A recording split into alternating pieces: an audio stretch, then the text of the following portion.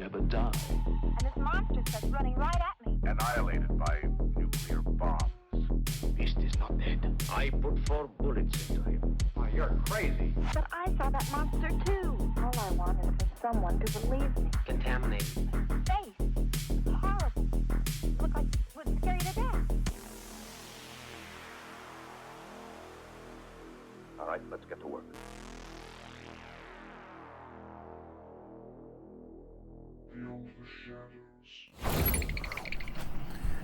Hello everybody and welcome yet again. After 25 minutes of audio troubleshooting, we have done a restart and here we are. We are on season 2, episode 25 of Beyond the Shadows podcast. Welcome in everybody tonight. I can't even lean into my microphone because my microphone is far away. Jeez. It's just crushed so many production things I was going to do tonight. Anyway, it's just going to be a bunch of talking. I'm not even sure that. I think the other screen should be coming. Yeah, there's that. That's cool. So tonight we are talking about Stan Romanek. Admittedly, I started doing research for this, and I thought it was something else, and it wasn't until I really started looking that I realized I was looking up something else. I assumed that this was a story about a completely different story. I was just doom scrolling, watching videos and all this other stuff, and I came across this video of the story I knew. And I was like, oh, that's that story. Cool. I've been wanting to do an episode on that. So I jotted the guy's name down that was attached to the video. And I was like, this will be my research token for this weekend when I get ready for the podcast. So pull up the name, start doing research, and I'm like, wait a second, this name doesn't line up with the rest of the story that I knew. And as I started getting into it, I'm like, what the hell is this story? I don't know this story. So I hit I kind of hit the broad strokes on this, just doing a fucking thing. But so what I'm getting at was, I was going to research a different story, and I thought Stan Romanek was the name of the guy.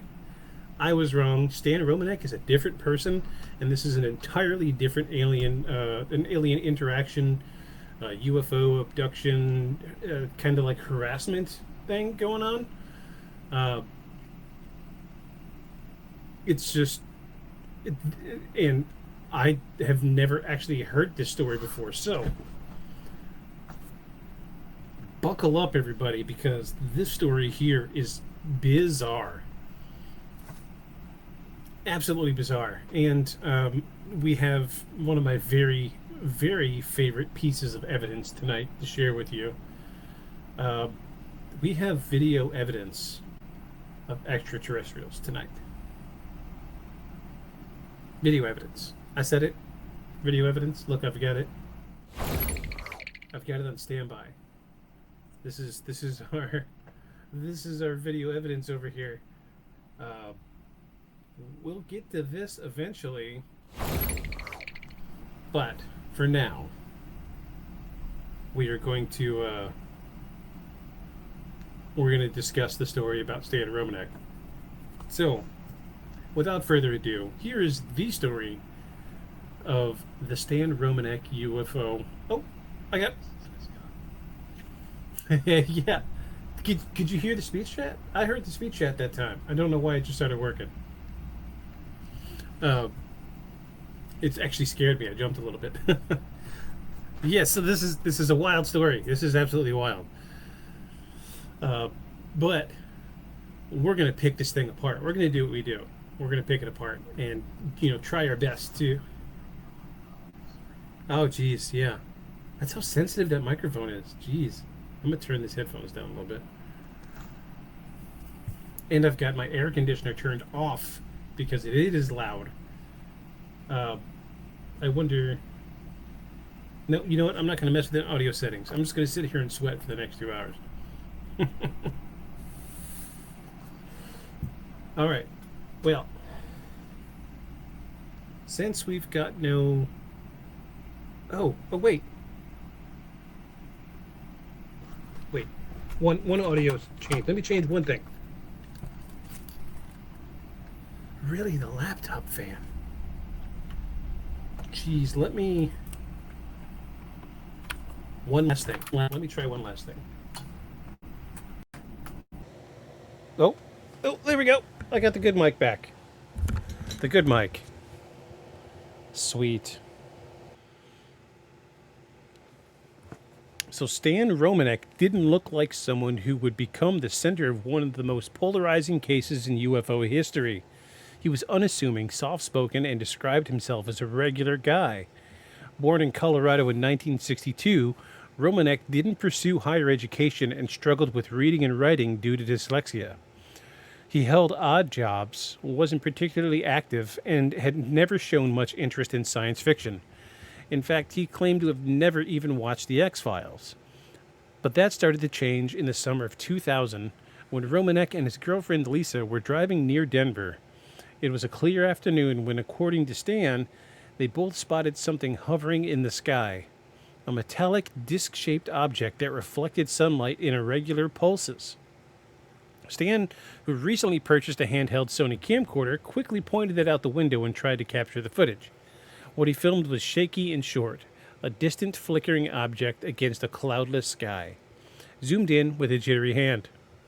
To the casual observer, it could have been anything. A balloon, a drone, a trick of the light. But to Romanek, it was the beginning of something far bigger. He began to notice unusual physical symptoms not long after the sighting. Intense fatigue, ringing in his ears, headaches that would come on suddenly and disappear just as fast. Then there was the missing time. Romanek claimed there were hours, sometimes even entire days, where he could not recall what he had done. These gaps, he said, came with an eerie sense of unease, as if something had happened just beneath his consciousness, waiting to surface. Lisa was the first to notice he was acting strangely. He would wake up in the middle of the night, drenched in sweat, claiming to see shapes in the corner of the room or voices in his head. At first, they both thought it was stress or sleep paralysis, but one morning he woke up with a circular mark burned into the skin on his chest. A deep red ring surrounded by smaller triangular impressions. Lisa photographed it. It was what would become dozens of photos documenting the injuries, bruises, scratches, and geometric patterns he insisted appeared overnight. I knew that there were some injuries, but I did not know that everything was heavily photographed. So let me see if I can find some pictures of it right quick. Oh, wow, yeah, I'm glad I wasn't showing you that screen. What do they call this? Circular marks?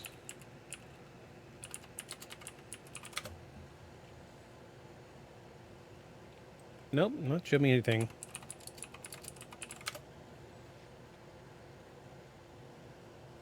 Wow, I'm just straight up not getting anything about his injuries.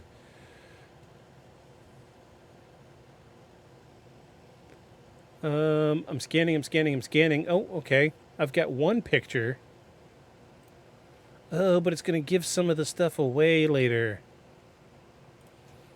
You know what? Let me open it up, and I'll zoom in so you can't see the other stuff. No, that's not going to work. That's not going to work. Okay, here we go. Here is one of the photos of his injuries. I'm not sure this is the one they're talking about, but this is the only one that I could find easily. Usually I have an hour or so to prepare for this before the podcast, but I ran into audio issues today. Romanek began keeping a journal, tracking his dreams and physical symptoms. His entries were erratic at first, short bursts of fear, confusion, and obsession, but over time, they grew longer and more specific. He began to draw sketches of what he called the beings. He described them as tall, thin, gray-skinned, with large heads and black almond-shaped eyes. They even communicated without speaking. Oh! Yep, you're absolutely right. You're absolutely right. Let's go back to that. Yep, you're absolutely right. I had the audio source. I'm just going to stick in this window for now until we go and watch the video. Thank you for that. I appreciate that. Jeez. I may have to completely record this whole episode again. Ugh. I'll just go ahead and read that paragraph again. Romanek began keeping a journal, tracking his dreams and physical symptoms. His entries were erratic at first, short bursts of fear, confusion, and obsession, but over time they grew longer and more specific. He began drawing sketches. Yeah, I appreciate it. Thank you so much. It's good to know, because good audio is a thing that I try to strive for when it comes to the podcast. That's why I spent so much money on this stupid microphone. Thank you. I appreciate it. He described them as tall, thin, gray-skinned with large heads and black almond-shaped eyes.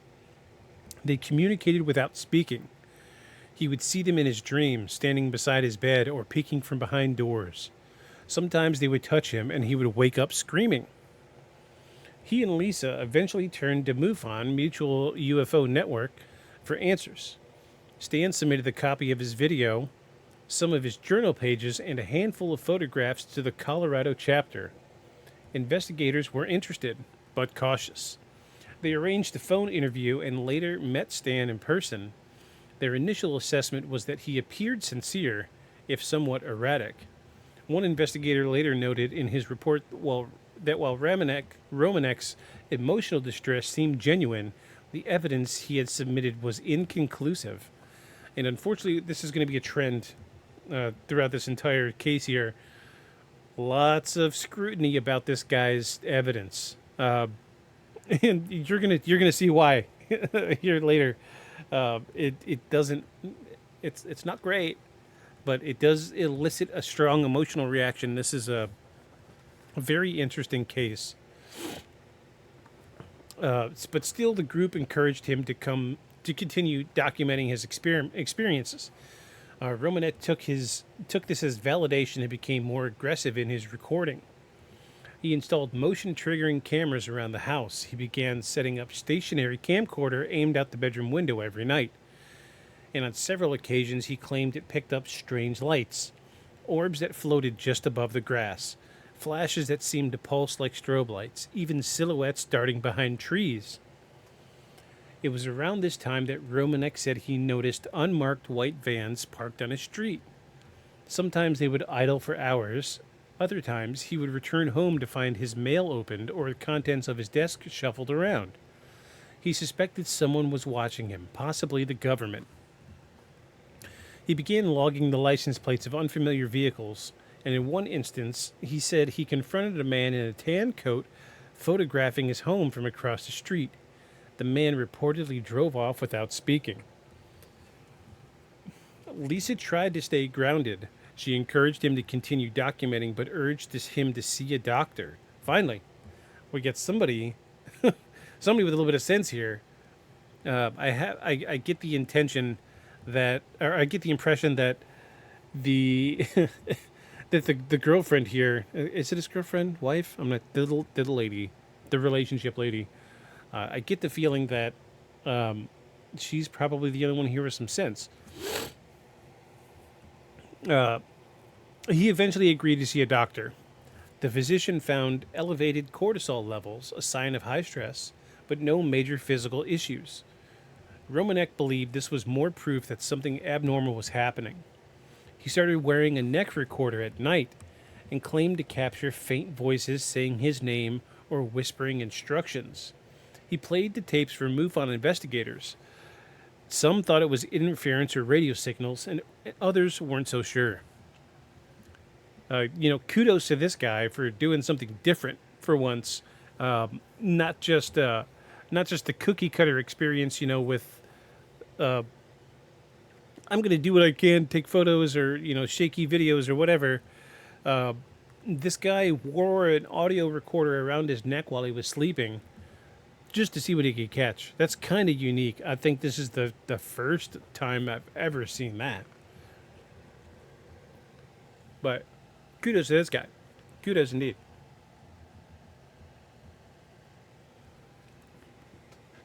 By early 2001, Romanek's story had drawn attention online. He began posting in early message boards dedicated to paranormal phenomena, sites like Alien Hub and UFO Casebook. They circulated his photos and videos, while many others were skeptical. A vocal group believed him. They pointed to the triangle-shaped bruises, the implant X-ray, the fact that Romanek had no prior interest in the subject. One user even claimed to have experienced something similar in the same region of Colorado, a detail Romanek would later incorporate into his narrative. So my research jumped the gun there about the implant. Let me see if I can find an image of his implant. Oh, did I find him?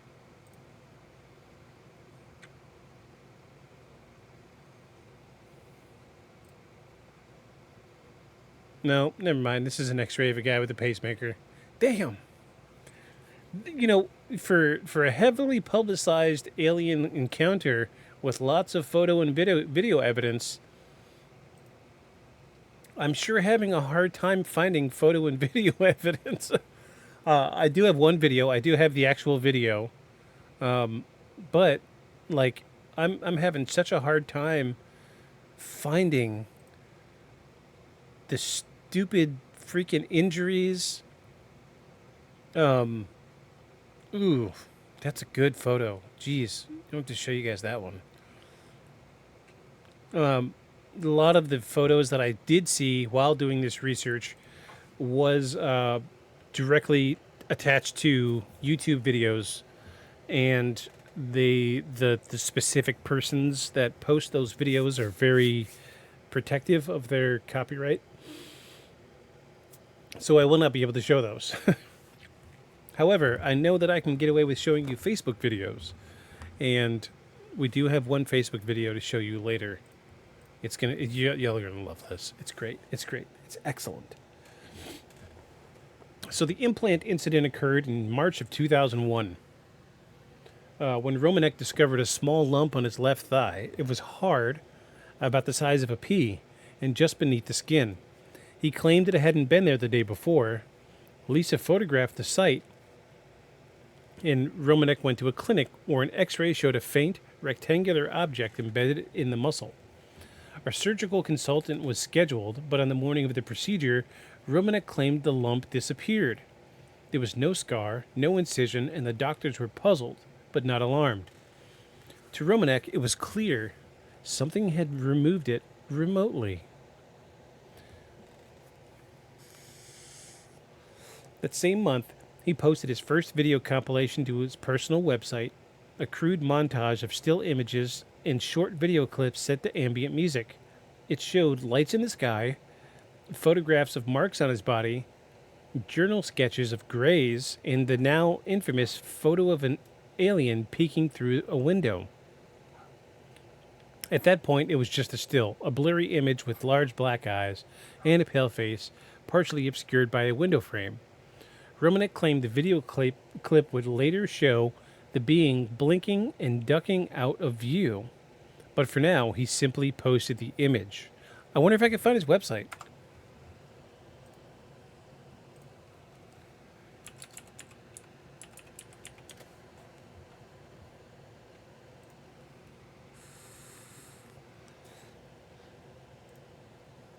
I found a Wikipedia. Oh no. Oh no. He was arrested. Oh jeez. I don't want to say what for. Well, that's why his. That's probably why a lot of these photos aren't available. Shucks. Yeah. Soundboard. Can't use it. I'm sorry. The reactions were mixed. Skeptics dismissed it as a puppet or a Photoshop job. Believers hailed it as one of the most convincing alien photographs ever taken. Yeah. Yeah. Hate to say it, he looks like the type. Oh, did it really? Yeah, I could see that. Yeah, framing the man because he knew too much. Do we, let me finish this section here and we'll watch the video. Believers hail it as one of the most convincing alien photographs ever taken. Romanek didn't care about the controversy. He was convinced of what he saw. He said he woke up at night in a panic, feeling like he was being watched, and when he reviewed the footage the next morning, he saw the figure, and from that moment on, he doubled down. He was going to prove, no matter what, that he was telling the truth. He started giving informal talks at local libraries and paranormal meetups. His story was raw, often unstructured, but delivered with emotional intensity. He would break into tears when describing the abductions. He showed his photos, played audio clips, and sketched diagrams on napkins. People were drawn to his passion. Even those who doubted the specifics believed that he believed it. So, you don't want to see the video? You want to see this video? All right. Here, I'm gonna let me switch scenes, and I'm gonna get this audio source fixed.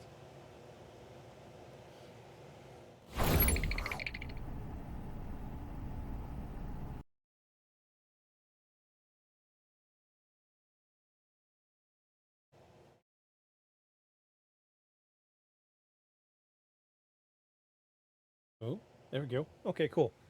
I'm a little quieter, but that's all right. We're using a good microphone now. So, here we go. This has a caption at the bottom. It says 7/17/2003, 11:50 p.m. Kids just went to bed. Out of the corner of my eye, saw Peeping Tom again. I did what Clay suggested and set up a camera and walked away and taped it. Boo. Why did he put boo? Why? No audio here because it's just white noise. So this is a minute and a half long. Bear with me, folks.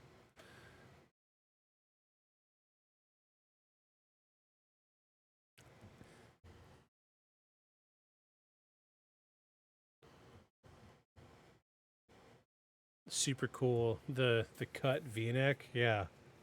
Way to go, buddy. You're awesome. Oh, what was the flash? What was that flash? Hold. What was that flash?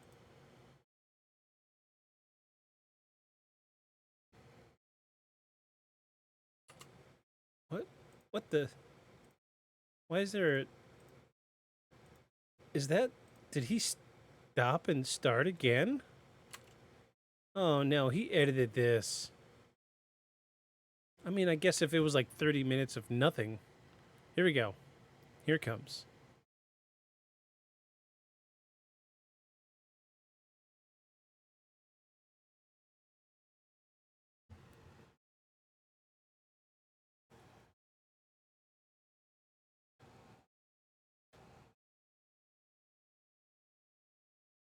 Whoa! Look at the little bastard. Look at this little son of a bitch. Ooh. Ooh.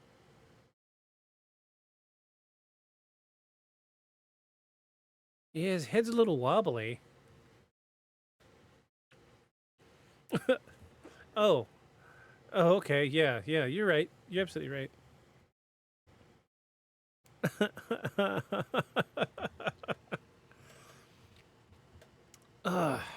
Jeez. Ooh. That little bastard's fast. Oh, but there he is. He's right there. Okay. Oh, I want to hear him. I want to hear him getting spooked. Let's turn this audio on. I think we should be able to pick up audio here. No, you won't be able to hear it. It's this stupid audio issue. Yeah. But look, he gets scared. Like, that was a good reaction.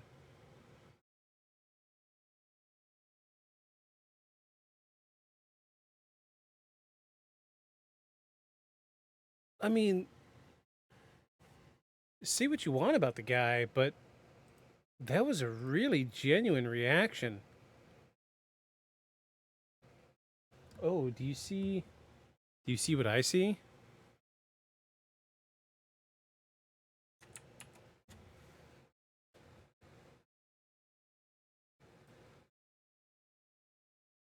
Oh, will it not work when I'm in full screen mode? No, it won't. There's a... Look, I guess I'll do this. Is that another alien face right there? Oh, it looks totally different at stream. Yeah, like I'm seeing an eye here, and then the chin. But I mean, see what you want about the guy. That's a yeah. That's a really genuine reaction. Honestly, if he is, that's something pretty close to what I would do, or I would just punch the glass a couple times, give it the little 1-2.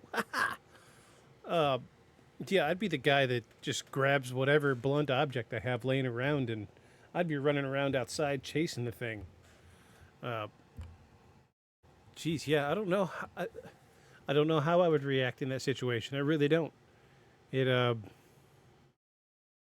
It's really hard to say.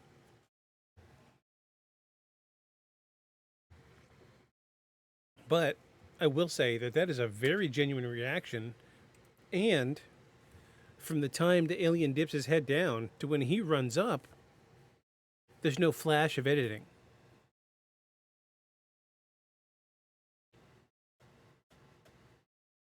Boop. 1, 2, 3, and he's there. And like you could see his shadow at like the second.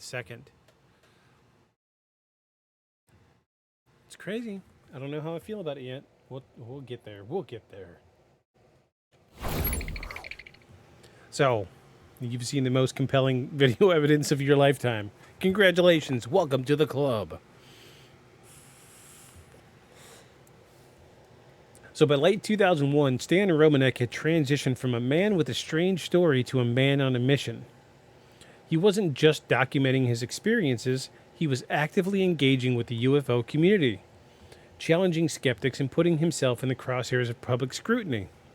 The evidence he presented was, at best, controversial, but for every expert who dismissed it, there were others willing to look deeper.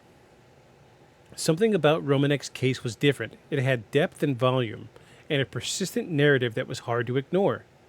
And whether he was an abductee, a misunderstood eccentric, or something else entirely, Stan Romanek had just taken his first step into the spotlight.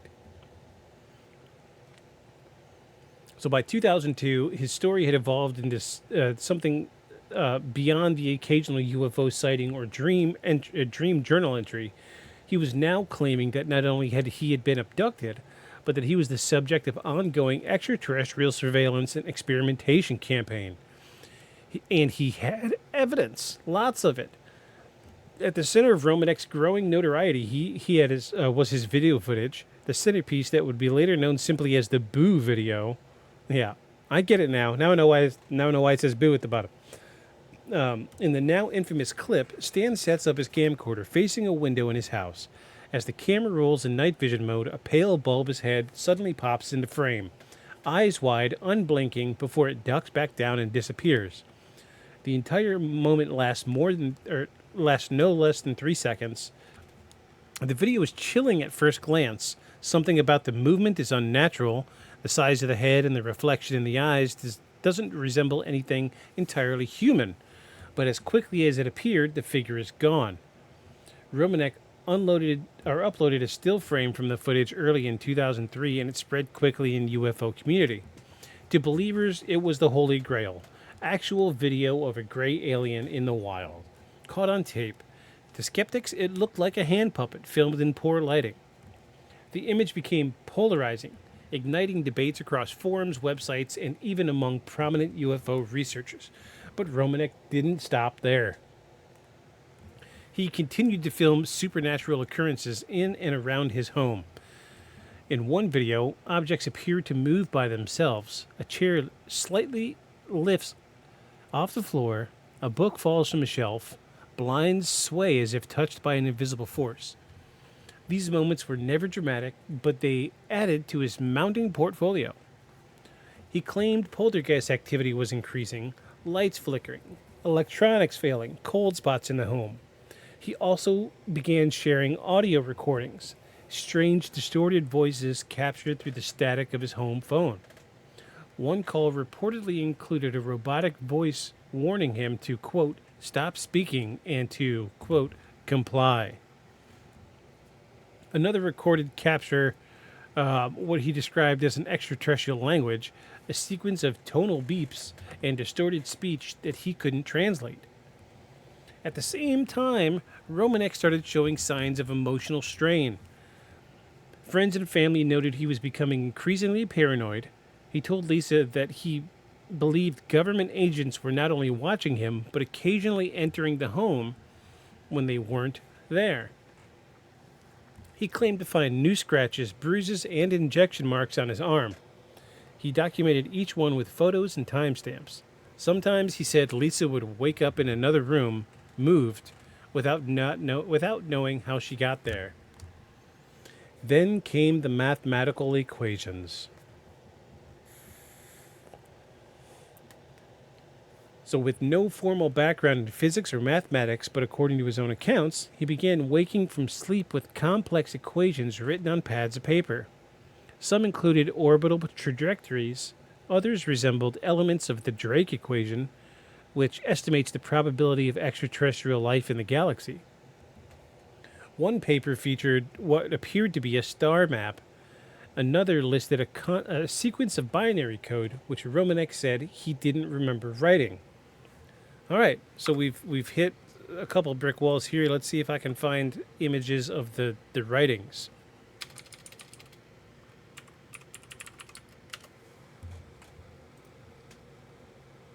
Oh, okay. Yeah, we got some.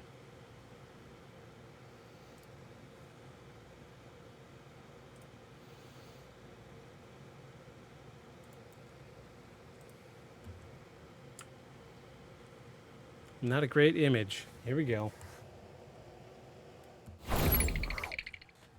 So these are some of the quote-unquote complex mathematical equations that he was seeing written down on notepads. However, let's... Oh, this one looks a little more clear. You know, the one thing that Stan Romanek didn't have was ChatGPT. Let's see what ChatGPT says about this. I'm just curious.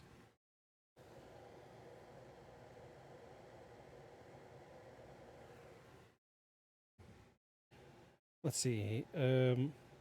What is this equation?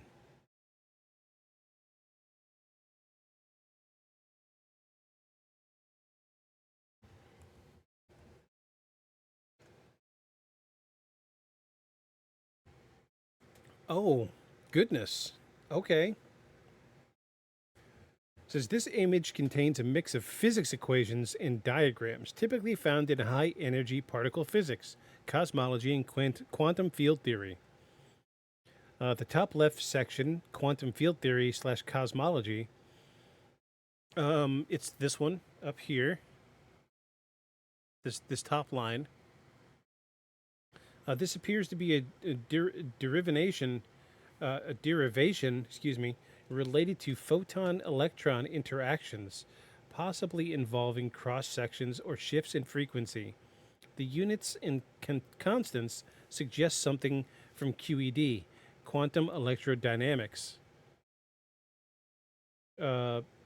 And it shows a list of these terms, a lot of the symbols. It says these are gravitational constant, reduced Planck's constant, speed of light, electron mass, elementary charge, and fine structure constant. A reference to the Planck area, and it shows a big complex equation. The middle section, this is classic electron radius, the Compton wavelength of the electron, and standard rest mass energy of a particle like the electron or a proton. In the bottom section, it says this is the area for the surface area of a black hole's event horizon. Interesting. The links this image to general relativity and black hole thermodynamics. In the bottom right, the sketch looks like a space-time diagram, possibly depicting wormholes or topological features in space-time, i.e., the Einstein-Rosen bridge. In summary, this image is a collage of foundational physics concepts from quantum electrodynamics, general relativity, black hole thermodynamics, particle physics, and possibly string theory or quantum gravity. It looks like notes from a physicist summarizing relations between fundamental constants and ideas across quantum mechanics and general relativity. Essentially, it touches on the quest for a unified theory. In your face, Stan Romanek. We solved it in like 30 seconds. So, mystery solved? Question mark? I definitely wouldn't call that mysterious stuff. I mean, I feel like he probably could have pulled this from a textbook. You know, this equation looks complex and possibly confusing to people. Let's write this down and tell everybody it happened in my sleep.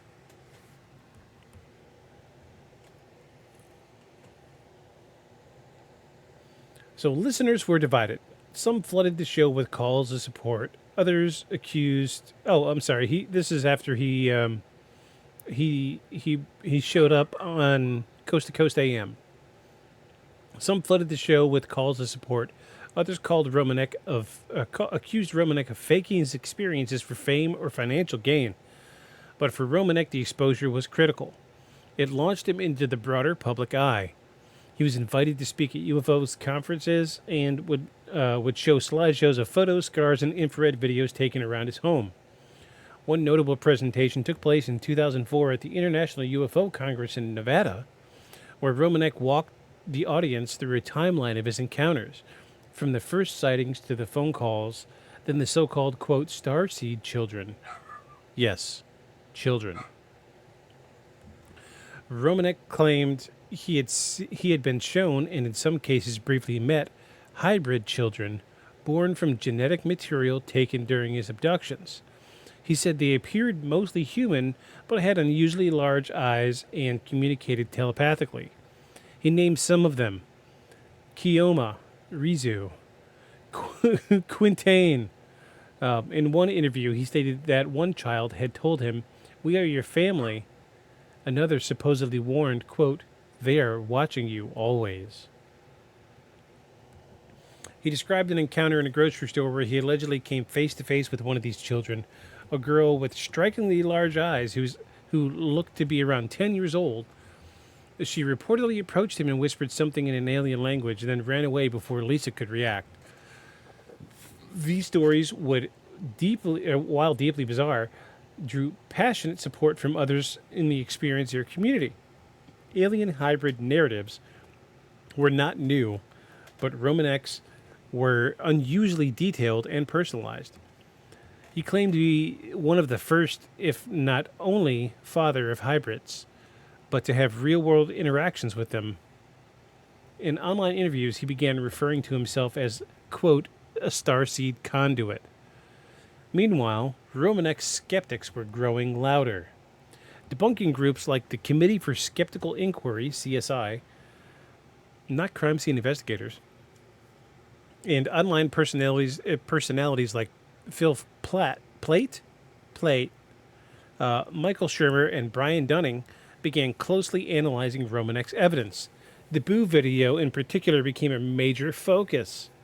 Skeptics pointed out several inconsistencies. The lighting didn't match what you'd expect for an actual creature were peeking into a lit room from the outside. The movement seemed mechanical, like a puppet on a stick. One analysis broke down frame by frame and concluded that the head had no depth, as if it were a cutout or a mask. Other videos of supported poltergeist activity were criticized for having too many camera cuts, poor angles, or being easily replicable. A demonstration on YouTube showed how fishing wire and basic editing software could duplicate Romanek's effects in minutes. Romanek, however, pushed back. He accused skeptics of working for the government or having closed minds. He said he had been threatened and had evidence that some of his critics were part of a disinformation campaign. He also claimed that some of his original tapes had been stolen or tampered with. Then in 2005, Romanek released one of the most controversial pieces of evidence, a video of him levitating. Okay, I gotta see if we can find it now. I'm sorry. How are you gonna tell me that and I can't see the video?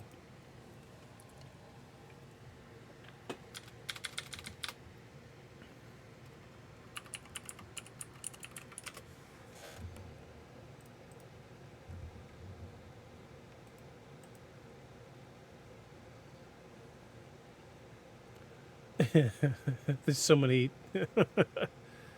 Jeez.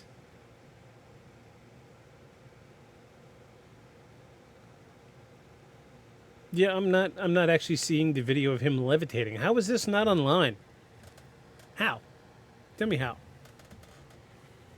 I don't understand. I really don't understand. I thought for sure we'd get to see this junk of a video of him levitating. I'm sure it's not great. I'm absolutely certain, almost.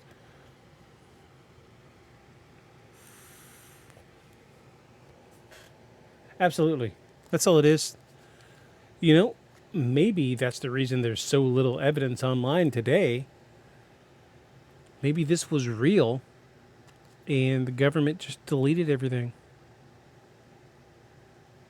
Very possible. Soundboard. Yeah, this would have been a great episode for the soundboard. Jeez. Ugh. So in the clip, Romanek stands in the hallway with poor lighting, and his feet appear to lift off the ground briefly before he collapses in what looks like pain or exhaustion.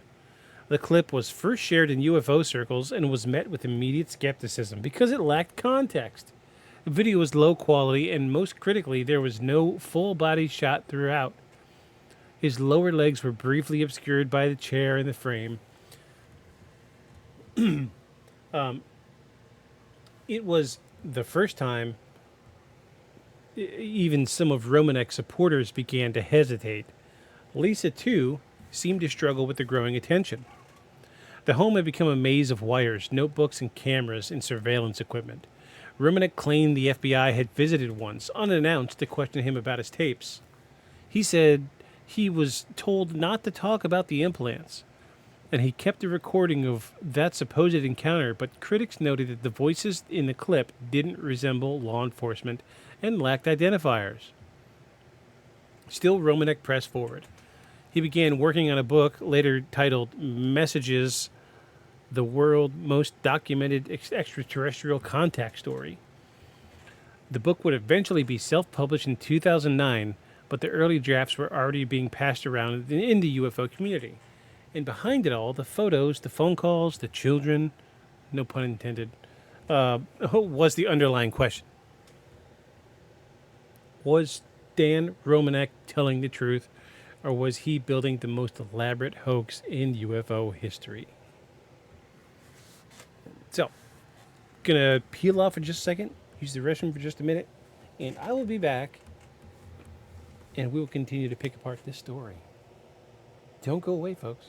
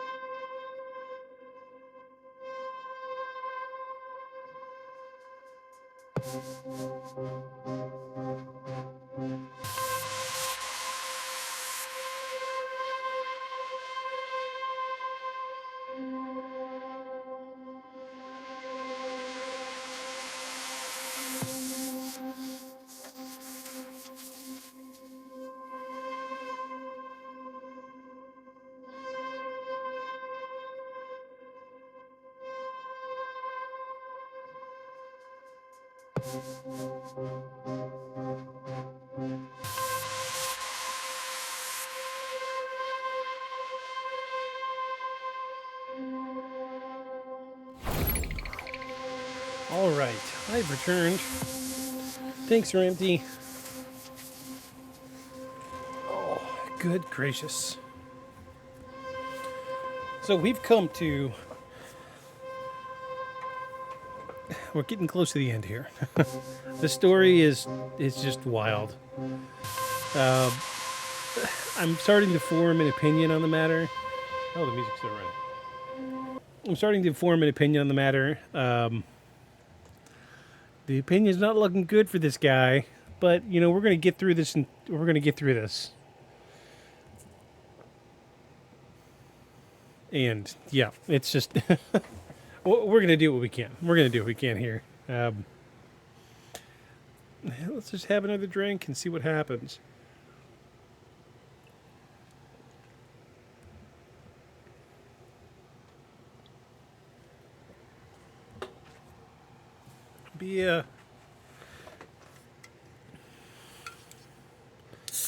Oh yeah, paranormal investigations and beers.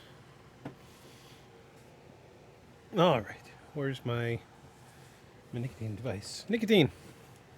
Cool. So by 2006, Stan Romanek's story had reached a tipping point. For years, he had been collecting photos, videos, audio clips, and alleged communications from extraterrestrials. But as public interest grew, so did the strangeness of his claims, and the tension between his supporters and critics. Romanek wasn't just saying he had contact with aliens, he was now claiming he had a mission.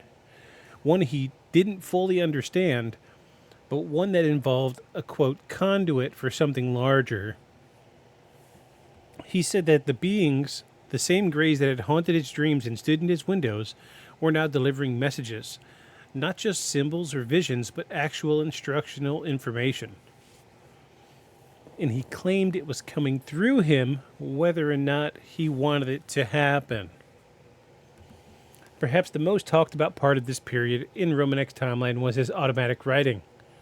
He would later claim that during trance-like states, often in the middle of the night, he would be compelled to write out pages of complex scientific notation. Some of these equations appeared to relate to astrophysics or orbital mechanics. Others resembled symbolic languages, including sequences of binary code, mathematical formulas, and star charts. In one public appearance, Romanek showed a notepad full of symbols. He said he had no idea what they meant, but experts had examined them and confirmed some were accurate formulas relating to quantum gravity or interstellar travel.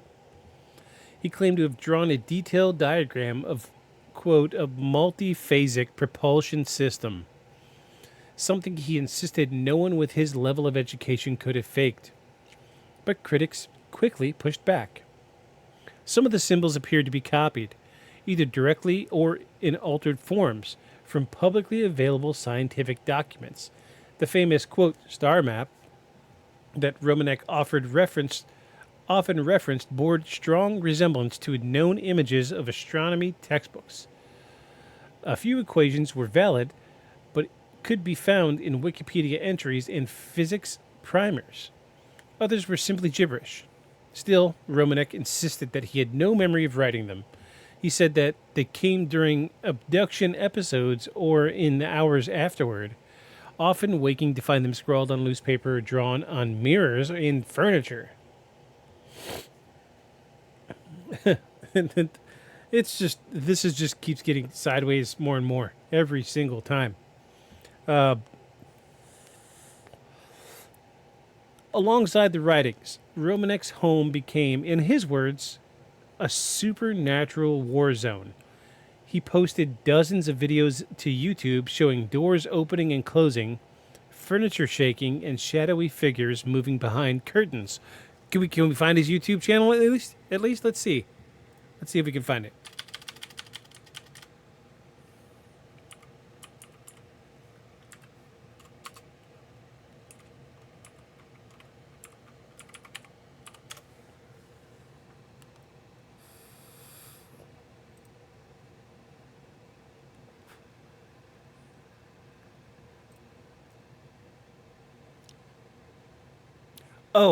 Oh, we got it. I think we got it. Here we go. Here we go, folks.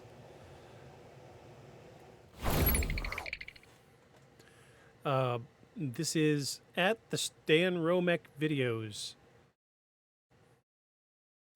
How on earth does these 6 videos have more subscribers than this podcast on YouTube? Which brings me to my next point. If you're watching this on YouTube, please take time to hit that subscribe button. I'm sorry, I'm sure you all are tired of hearing that every single time you watch a video, but numbers are important. We are attempting to monetize this channel, and if you don't subscribe to the YouTube channel, it doesn't help us at all. But hey, appreciate everybody watching. I'm not good at the advertising part, but hey, let's so we've seen the alien in the window. There's the 11 seconds, the haunted chair. First we get to watch this ad.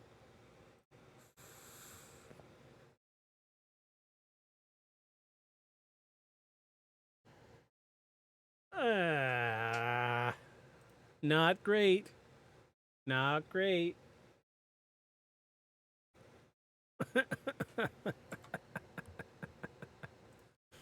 All right. Surveillance captures strange orb in the living room.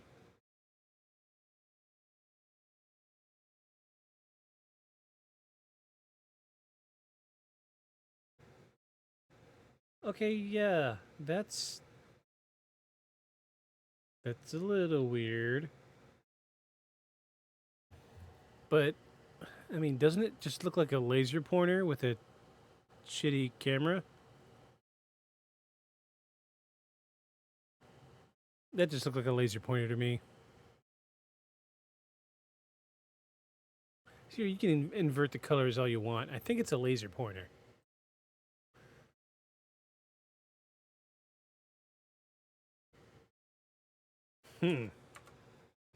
All right, let's look at this other one. NASA cannot explain Stan and Romanek UFO video. Oh, well, there's his, okay. This is E.T. Oh, so this is the video from the beginning of the episode here. Cool. Yeah, I appreciate you clipping E.T. Is that it? Is that really all we get? Just...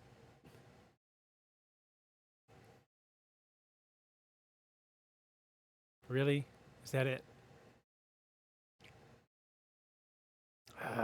Dumb. Dumb. So dumb. Going back to the story.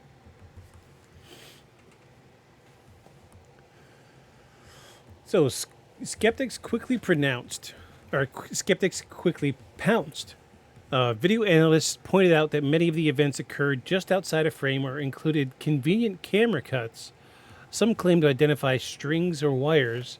In one case, a camera mounted on a tripod mysteriously shifted mid-recording, but it turned out the shift perfectly framed the next paranormal event, leading critics to suspect pre-planned camera direction. Still, the videos generated views and attention.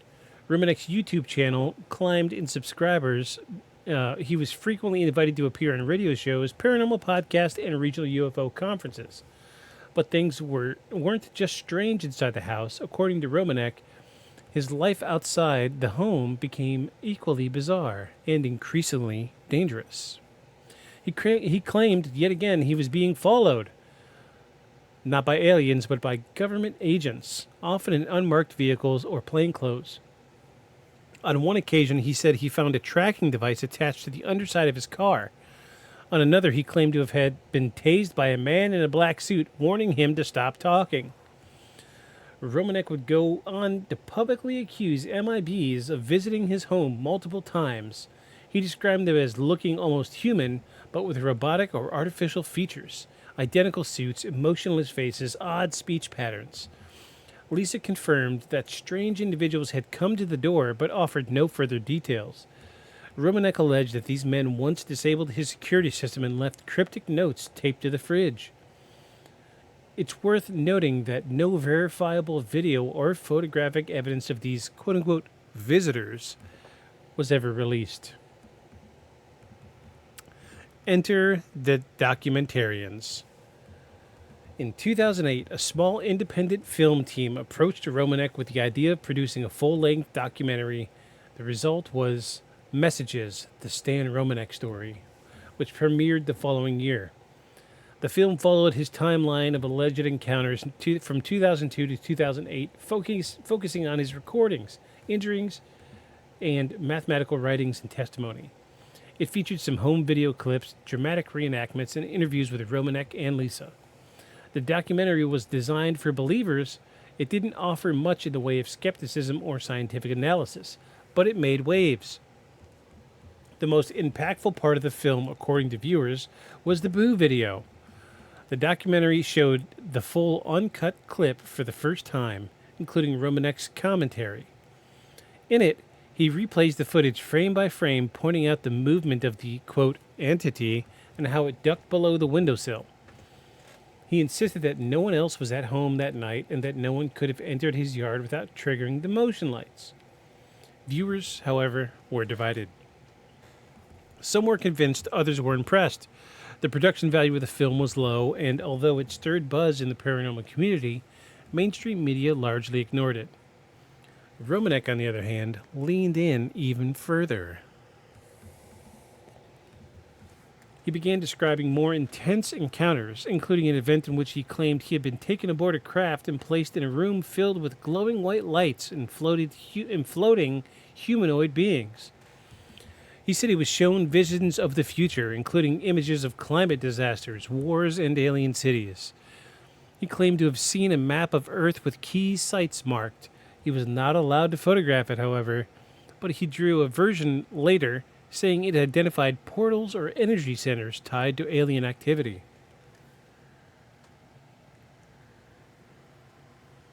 Some of his new claims were so far-reaching that even longtime followers grew skeptical.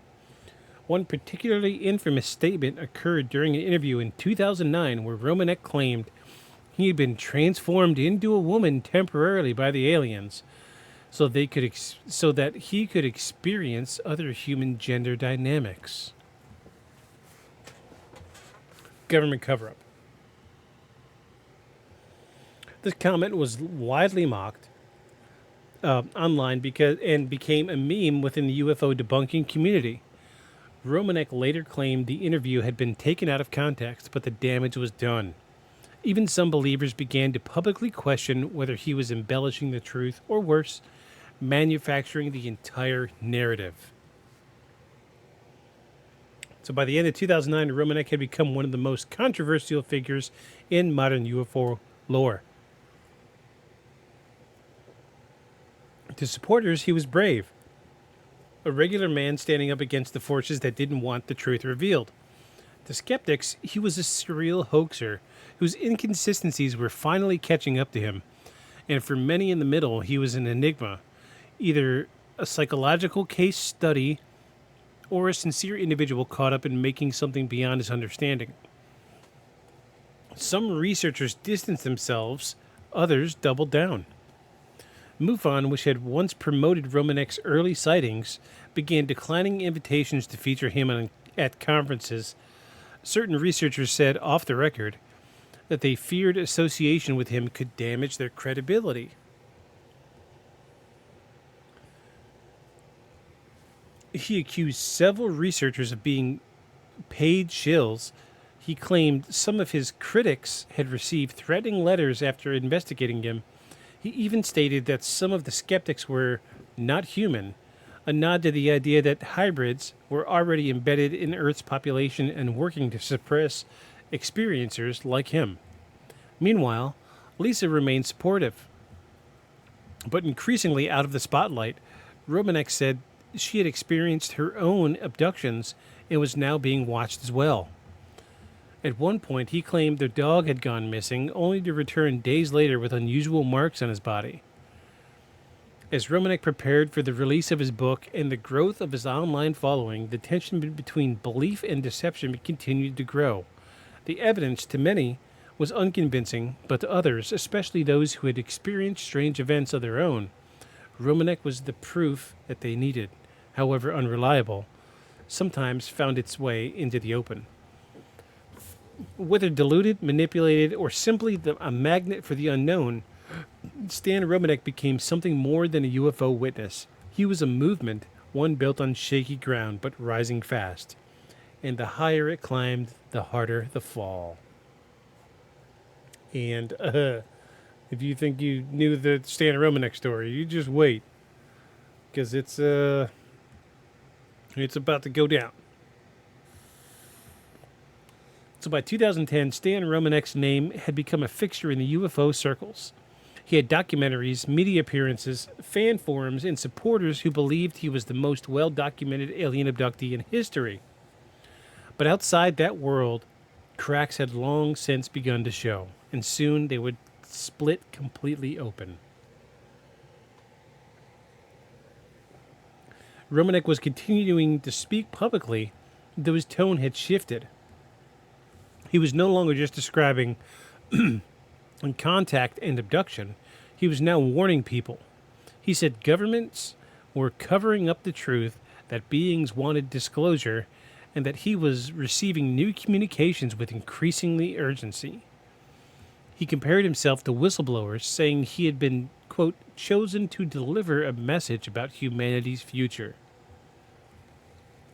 Still, beneath the growing mythology of his case, his behavior was becoming more erratic.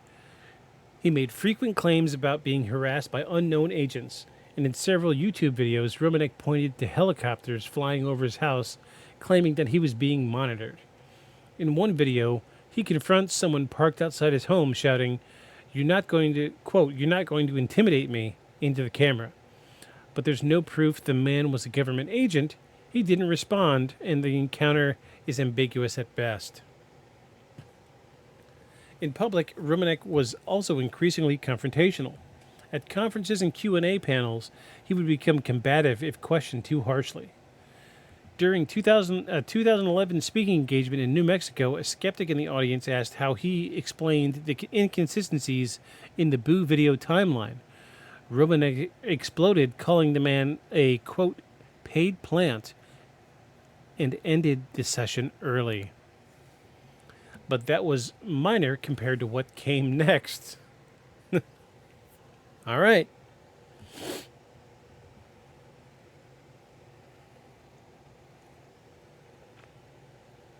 In 2013, Romanek was once again thrust into the spotlight with a new documentary, Extraordinary: The Stan Romanek Story, directed by John Sumple and Jack Roth. The film was marketed as a serious look at Romanek's life and experiences. It compiled his alleged video evidence, photographic records, audio clips, and interviews with friends and family. The film opened a dramatic sequence recounting his early sightings, then moved into his claims of abduction. Excuse me, I'm sorry. Then moved into his claims of abduction, human children, the Boo video, and government harassment. The filmmakers claimed to have vetted his story and presented it as a sincere case of alien contact, maybe the most compelling of all time.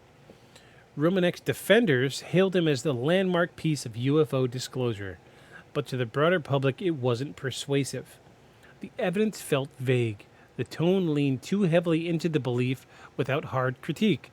And most of all, Romanek himself was a dismissive narrator. Still, the film gave him renewed visibility. Netflix picked it up for streaming in 2017, briefly exposing the case to a mainstream audience, but by then, Romanek's life had already taken a dramatic and disturbing turn. So if you know anything about this story, you know what's coming next. 2014, The Arrest.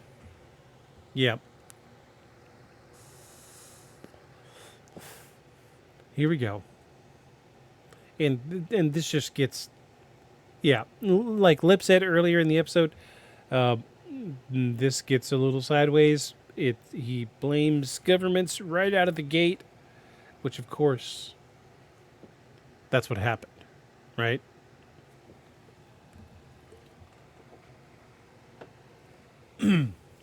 On February 13, 2014, Stan Romanek was arrested by Loveland Police Department in Colorado. The charge: possession and distribution of child pornography. The news hit the UFO world like a detonation. Romanek had spent more than a decade talking about government cover-ups and alien experimentation. Now he was facing some of the most serious criminal accusations imaginable.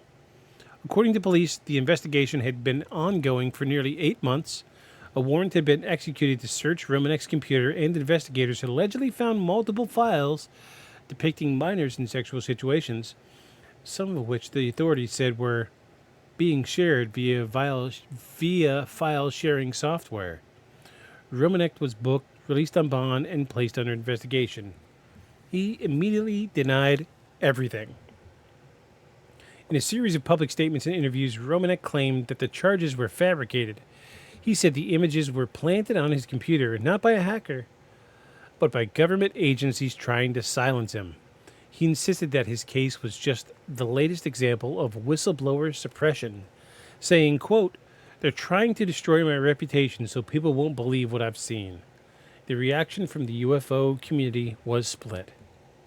Some of his most dedicated supporters stood by him, echoing his claims of fame, of a frame job. Others distanced themselves completely. Several researchers who had once defended his experiences deleted posts, removed references, and declined further interviews. Major organizations like MoveOn and Open Minds TV publicly stated that they would no longer cover his story. So, I think we know why we can't find anything online. Yeah. I'm going to hit you with the broad strokes. He went to trial in August of 2017. There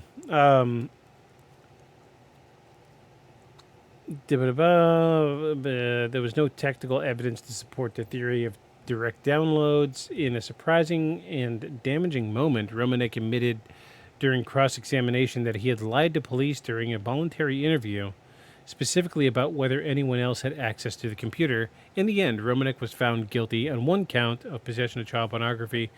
He was acquitted of the distribution charge. Yeah, I don't think we need to go too much into that.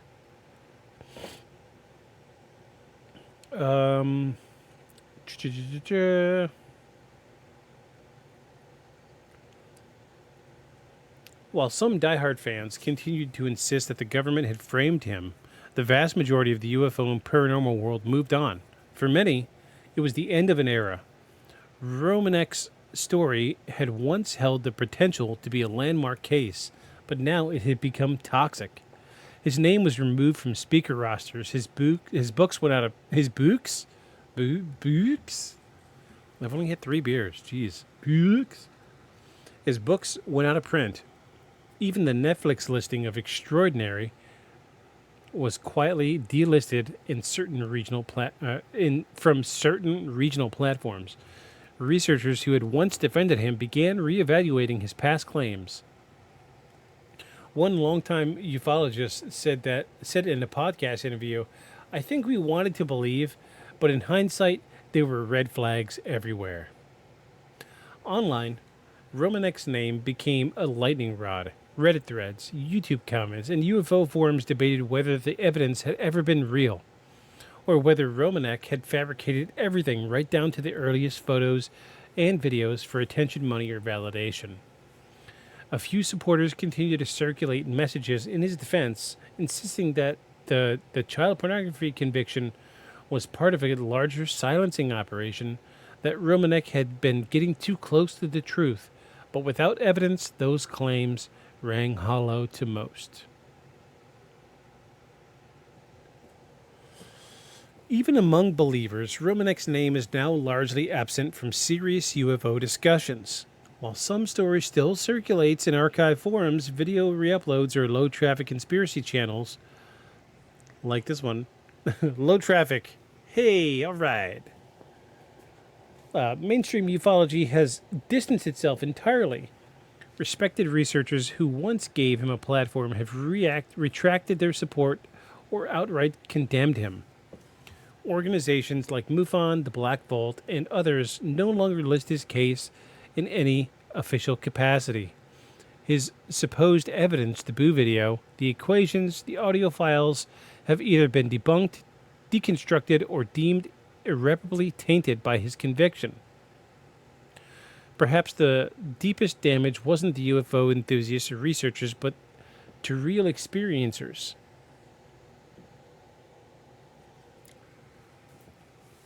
Absolutely. Abso-freaking-lutely. Yeah, the low traffic, like this one. We're doing like 80 views a week. If we're lucky. I think for the last 28 days, we've done somewhere like 90 or like 100, 112 views in the last week. Numbers are very low on this channel. Nobody watches. Which brings me to my next point. Subscribe to the YouTube channel, people. Please. Help me out. Help me out. Jeez. Perhaps, but to real experiencers. People who claimed alien abduction, contact, or high strangeness events had long fought to be taken seriously, and Romanek's downfall set them back years. To the public, his case became a punchline, a meme of the guy who had faked the alien videos and got arrested. Even legitimate experiences saw interview opportunities dry up, mainstream interest fade, and trust erode. Once one self-identified abductee wrote on a message board in 2018, quote, "Because of him, nobody listens to people like us anymore. The minute you say you've had contact, people say, 'Oh, like that pedophile guy,' and shuts down the conversation." The ripple effect was real. Romanek's story wasn't just discredited, it took other stories down with it. Despite the overwhelming skepticism now surrounding Romanek, some questions still linger. Not because they validate his story, but because they expose the challenges of separating fact from fabrication in the paranormal. But what about the Boo video? Was it a puppet, a clever prop? No definitive breakdown has ever proven exactly how it was done, only that it could have been faked with the right tools and timing. And what about the mathematical equations? Some appeared copied from known text, but a few haven't been definitively sourced. Did Romanek plagiarize them from obscure scientific publications? Did someone feed them to him?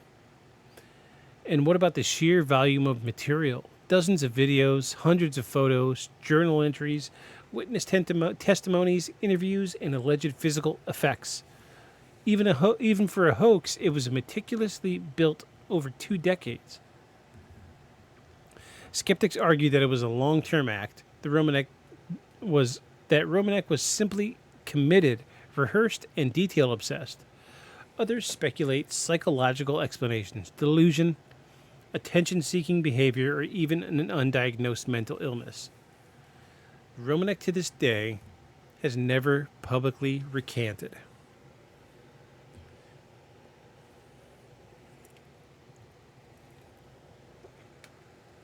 Following his sentencing, Romanek was placed under intensive supervision probation, with restrictions on internet access and travel.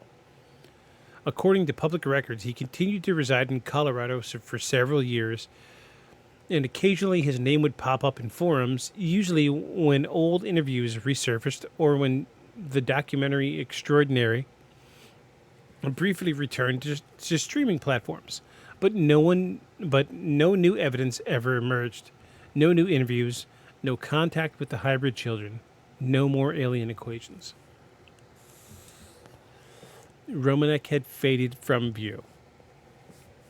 There were rumors that he still spoke at private gatherings or kept in contact with fringe researchers through burner accounts, but none of this has ever been substantiated. It's clear, though, that whatever stage Romanek once had is long gone. He is no longer a voice in the conversation. Today, the story of Stan Romanek is often held up as a case study, not in contact but in caution. For believers, it's a reminder that even compelling narratives must be vetted, scrutinized, and never blindly accepted. No matter how passionately delivered, Romanek had the charisma, he had the visuals, he had the drama, but beneath it all, the foundation cracked under the pressure. For skeptics, his story is a blueprint of how confirmation bias, community echo chambers, and low standards of evidence can allow someone to build an entire empire on sand. Romanek showed how far a person could go in the UFO world without ever proving hard, reproducible proof, and how fast it all could collapse. And for the public, his story serves as a broader metaphor for our time. The way the truth can be manufactured, how narratives can overpower facts, and how personalities can overshadow credibility. He was the first to make extraordinary claims, but he may be one of the most dramatic falls from grace the UFO world has ever seen. So, here we are again. We've heard it all. We've heard the evidence.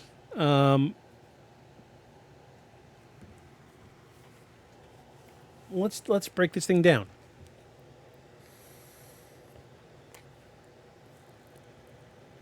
So generally, what I like to do is I like to see the question I like to ask is who's making money. At this point in the game, I'm not sure anybody's making money off of it, but pretty early on in the story, Stan Romanek was approached by TV shows, books, documentaries, even a couple movies. There's been, I'm looking at like YouTube results right here. I'm seeing 50, 60, YouTube channels that have videos about this guy.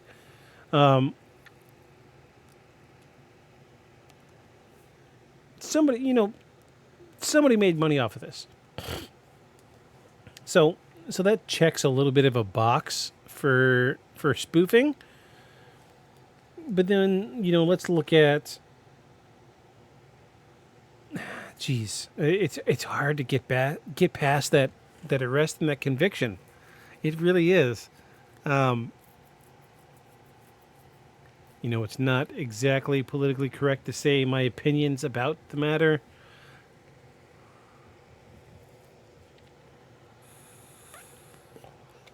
Right. Yeah, I completely agree with you.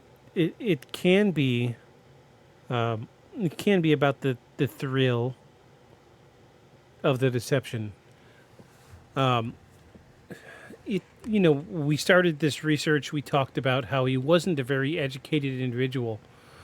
And he really drove that home with a lot of his talks, talking about how, I'm not an educated man, so how am I going to know what these equations mean? Blah, blah, blah, blah, blah, all this other stuff. And it seems like a crutch. It really does. It feels like he's just using it as, there's no way I could have faked this because I'm not an educated individual. And, that's going to cover quite a bit of a lot of the evidence that he presented. So we're looking at, I mean, for all we know, this guy could have had a really great hobby of like crafting and building, and he could have made that alien head to pop up outside his window. Give me enough time and enough materials, I could fake it. I could make it happen. And he was dealing with the early age of the internet. I could see the allure of wanting to be, you, you know, y- how do I word this? The time frame was just about right to be uploading poor quality video to the internet. And the downfall of that is the poor quality video easily hides things that people want to hide. So like the chair moving on its own. Turn off the lights in this room. I mean, probably not today. I mean, I'm dealing with 4K video here, but you know, I've got a couple cameras downstairs that could record at the same quality that he was doing, and I bet we could fake that video pretty easily. However, there's a piece of me that wants to believe him, but then there's a piece of me that's telling me that's probably it's when it comes to alien abductions, alien encounters, we always talk about, oh, this could be faked. Maybe they're playing the long game. But we don't ever really see evidence of somebody wanting to play the long game. However, in this situation, I feel like this guy was playing the long game, and he used his poor education as a crutch to get away.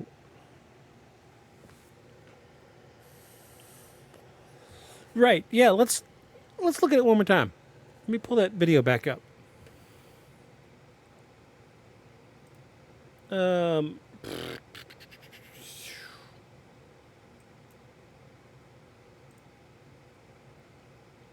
Let me hold on. I'm almost there.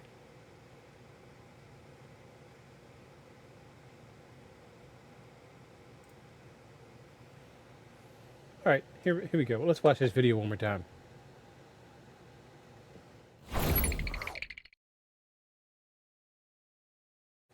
Right after this ad for Wix.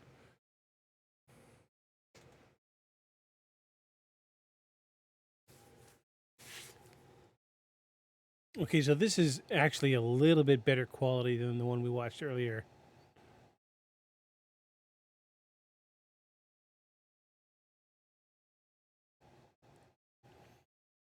That, like his body motions there really feel like he was forcing it. Those don't feel like natural movements. Like he doesn't know what to do with his hands. Goes to his hips. No, let me look out the window. Okay. Camera's watching me. I gotta go. Let's see if this video has the jump. Oh, there's a loop around we didn't get earlier. Let me circle the camera and a tripod twice.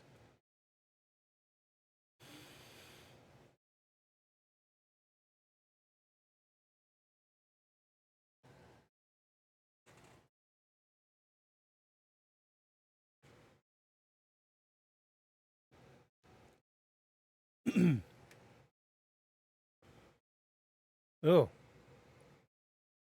What was that? Was that part of the video?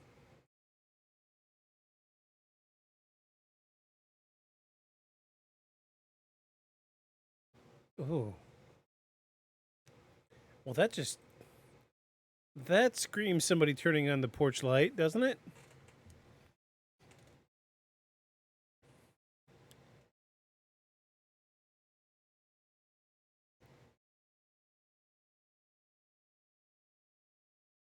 We're going to come back to that. I saw something. Oh.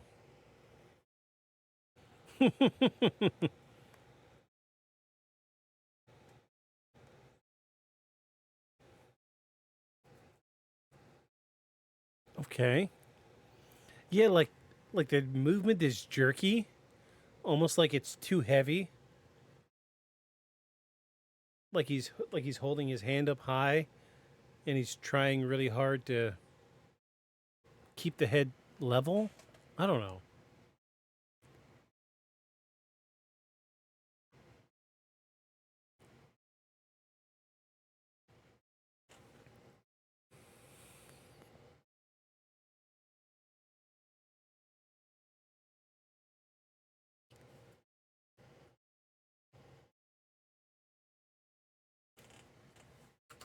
Okay, so hear me out. Hear me out. All right? If I'm sneaking in to peek in your window, say this is your window, I'm not going to poke my head up in the middle. I'm going to come from the corner and just peek my eye around the corner. Why on earth would it come up in the middle?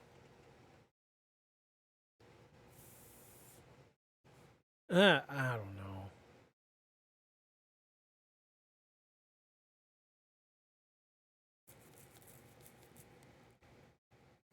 It does seem an awfully long stretch of time between him leaving and then the head showing up, but then there's like a really short period of time between the head disappearing and him coming back.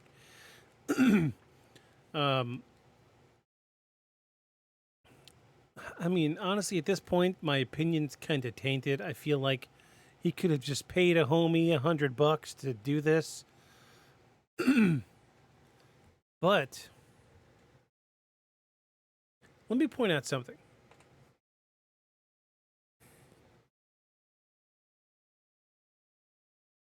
So let's go back to our first flash. Well, better yet. Oh, obviously, yeah. So I don't know if you can see it at your end, but in this frame, even the darkness, the still areas, there's a little bit of white noise that you're getting. This was a problem with early digital recording devices. So this whole area here, even though it's still, you're getting like pixelation that's shifting around. What it is the camera's digitizer is trying to pick up on any motion and record it, and it's pushing itself a little further, a little harder to try to do what it needs to do in low light. And that's why we get this weird like moving pixelation here. So the flash looks correct, but this part does not look correct, and I'm going to tell you why.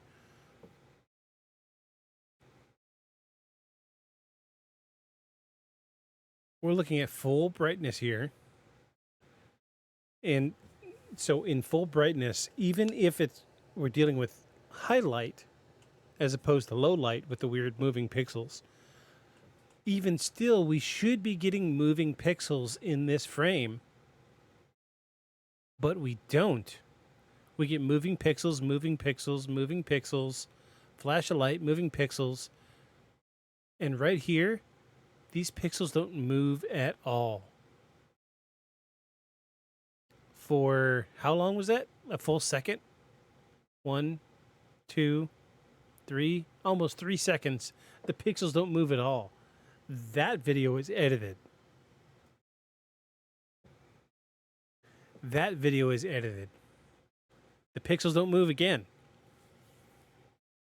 See, now we're back to the moving pixels.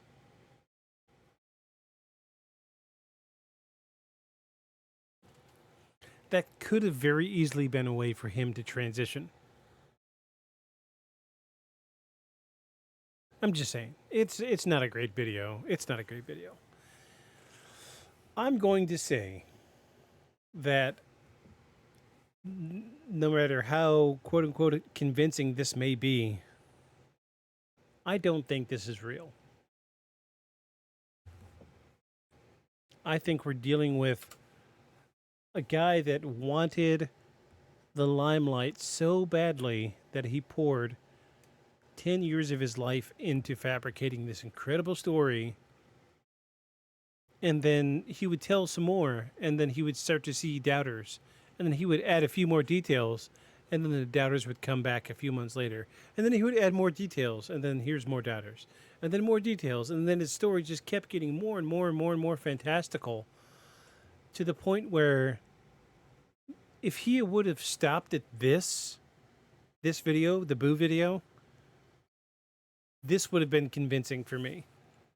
However, it just kept going at an exponential rate, and it got worse from this point forward. As much as I want this to be real, I'm going to say that the Stan Romanek story is a fabrication. I want it to be real. I really do. I want this to be a real legitimate case of alien encounter, but I think at this point we've pretty much come to the conclusion, based on the entire historical analysis of this guy's story and how fantastical it continues to get over the years. I don't think that this is real. I'm painfully curious to what he has to say today. Especially with like confronting him with these like non-moving pixels in his still frames. I'm very curious to what he'd have to say about that today. I am not going to reach out to this guy. I'm not going to try for an interview. Not going to waste my time for more reasons than one. But I'm sorry. I'm going to say that the Stan Romanek case of alien encounter is not real. And if you're listening on YouTube or Spotify, what have you, comment. Let me know what you think about this. It's just, I don't know. I'm not letting his conviction bias me at all, but it just seems like it kept getting more and more fantastical every time somebody doubted him more and more. And I just have a hard time believing it. I really, really do. But that's why we're here. That's why I do what I do. I do my best to remain objective. Thank you. Yes. Yeah, it just got a little too fantastical from the beginning all the way to the end. And once he got his little show shut down, it just stopped altogether. So not a great case. I'm sorry. It's soundboard? Wah. Yeah, not real. But next week I am going to try to find the story that I thought I was researching for this week. I'm going to have to go back and try to really find this guy. It's a really interesting story, and hopefully I can have my audio issue fixed by then. Thank you, Lip, for being here again tonight. I appreciate it. Next week should be a really interesting UFO case. Not like this one was. The story that I'm trying to track down all the nuts and bolts for is really unique. I've only heard this type of story once, and we'll see what happens. So thank you, Lip, for being here tonight. Thank you, everybody, for listening. I'm going to get out of here, but before we go, I have a tiny little closing monologue I want to say.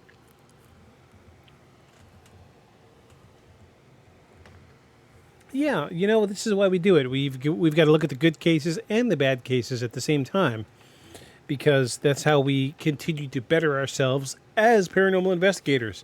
We have to continue to look at what's real and what's fake so we can fully form our ideas of what is really out there. So thank you for being here again.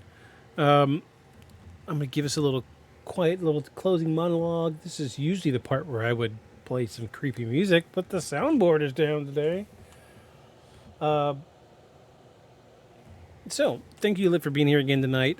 I'll kid you guys next week.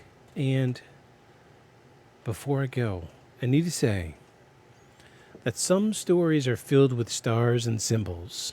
Others are grounded in dirt, deception, and doubt. The tale of Stan Romanek walked the line between both, and may have never crossed fully into either. We followed a man who claimed to be chosen, visited, marked, and tested, only to fall under the weight of his own contradictions. The truth?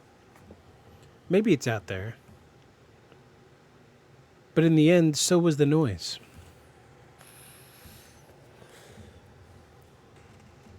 But no matter what you do, follow your own heart, follow your gut, form your own decisions. But especially, make sure you follow us beyond the shadows. Good night, everybody. A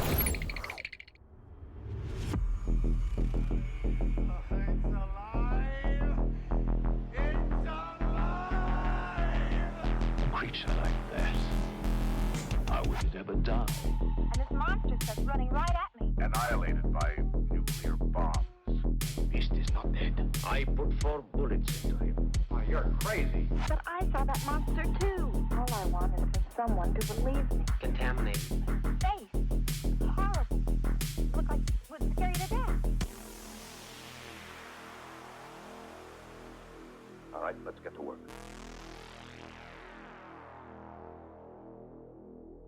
Beyond the shadows.